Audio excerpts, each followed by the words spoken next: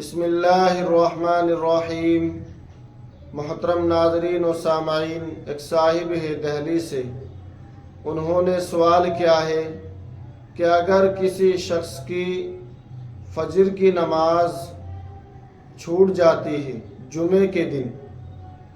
اور وہ جمعے کی نماز پڑھنے کے لیے مسجد میں جاتا ہے اور وہ فجر کی نماز پڑھے بغیر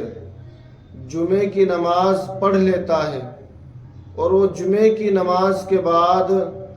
اب فجر کی نماز پڑھنا چاہتا ہے، تو کیا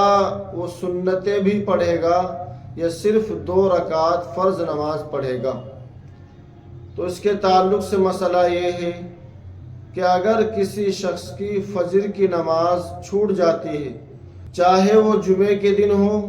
یا جمعے کے دن کے علاوہ کسی اور دن کی نماز ہو، اگر فجر کی چھوٹی ہوئی نماز کی قضا کر رہا ہے اسی دن، مثلا اگر کسی شخص کی جمعے کے دن کی نماز چھوٹ گئی، اب وہ جمعے کے دن ہی اسی دن یعنی جس دن اس کی نماز چھوٹی ہے، اگر وہ جمعے کے دن ہی اسی دن کہ جس دن اس کی نماز چھوٹی ہے وہ اسی دن اس نماز کی قضا زوال آفتاب سے پہلے کر رہا ہے۔ زوال آفتاب آپ کو بتلا دوں کہ جب دن کا آدھا حصہ گزر جاتا ہے اس وقت زوال ہوتا ہے، یعنی زوال کا جو ٹائم رہتا ہے لگ بھگ 12:30 12:15، یعنی یہ بدلتا رہتا ہے، ایک وقت اس کا کوئی متعین نہیں ہے۔ جس طریقے سے غروب آفتاب، طلوع آفتاب کا وقت بدلتا رہتا ہے، اسی طریقے سے زوال کا بھی وقت بدلتا رہتا ہے، یعنی 12:30 12:15 کے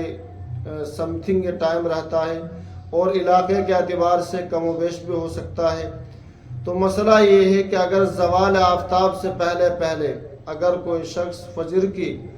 چھوٹی ہوئی نماز پڑھ رہا ہے اسی دن، تو اب وہ سنتوں کے ساتھ فجر کی نماز پڑھ سکتا ہے، سنتیں پڑھ لے اور اس کے بعد فجر کی نماز پڑھ لے۔ لیکن اگر زوال کے بعد فجر کی نماز پڑھ رہا ہے تو اب مسئلہ یہ ہے کہ سنتیں نہیں پڑھنی ہیں بلکہ صرف 2 رکعت فرض نماز پڑھنی ہے۔ دوسرا مسئلہ کہ اگر کوئی شخص جمعے کے دن جمعے کی نماز پڑھنے کے لیے مسجد میں اس وقت جاتا ہے کہ جب اذان ثانی شروع ہو چکی تھی یا امام صاحب نے خطبہ دینا شروع کر دیا تھا، تو کیا وہ پہلے سنتیں پڑھے یا وہ بیٹھ کر کے خطبہ سنے؟ تو مسئلہ یہ ہے کہ اگر کوئی شخص اذان کے وقت مسجد میں پہنچتا ہے، اذان ہوتے ہوئے مسجد میں پہنچتا ہے یا خطبہ شروع ہونے کے بعد مسجد میں پہنچتا ہے، تو اب اس کو سنتیں نہیں پڑھنی ہیں بلکہ وہ بیٹھ کر کے خطبہ سنے